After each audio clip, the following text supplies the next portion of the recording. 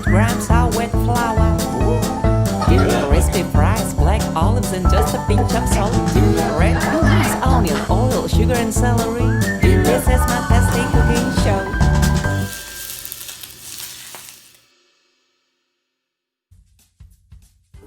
Hi guys, welcome to my channel. 非常高兴大家又来到我的频道。今天我们要做的又是一道非常家常的一个炒菜，叫西红柿炒鸡蛋。这道菜的话，它的做法也是非常简单的，特色的话是色泽鲜艳、爽口开胃，非常适合小孩子吃。然后希望各位会喜欢呢，我们马上开始吧。首先呢，我们来准备一下西红柿，把西红柿的蒂给去掉，然后再把它切成这样的大块状就可以了。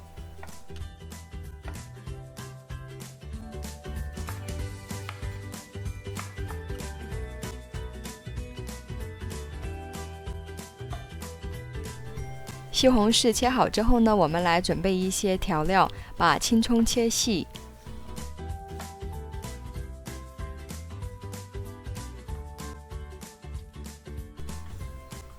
接着呢，我们在碗里打入4个鸡蛋，并且加入盐和白醋，把鸡蛋打散。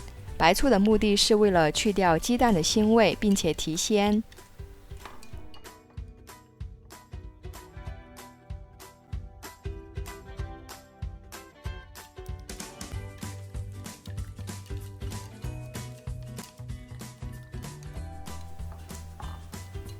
在锅里放入油，烧热之后呢，调为中火。我们再把刚刚打散的鸡蛋放进去，大概煎1分钟左右，可以先取出。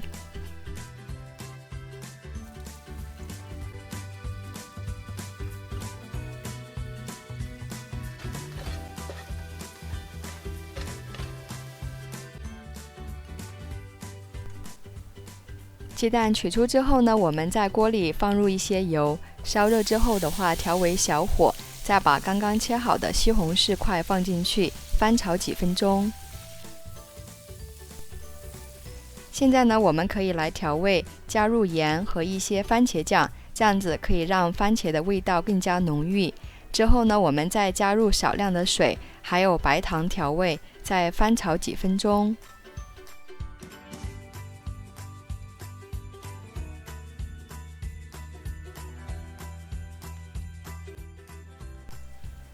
用中火到大火烧几分钟之后，番茄就会变软，我们就可以把刚刚煎好的鸡蛋放进去，一起来翻炒一下。最后呢，我们撒入葱就可以起锅了。一道色泽鲜艳、酸爽可口的西红柿炒鸡蛋就做好了。希望大家喜欢今天的视频，如果喜欢的话，请点赞、订阅和分享。有问题在下方交流。我们下期再会，拜拜。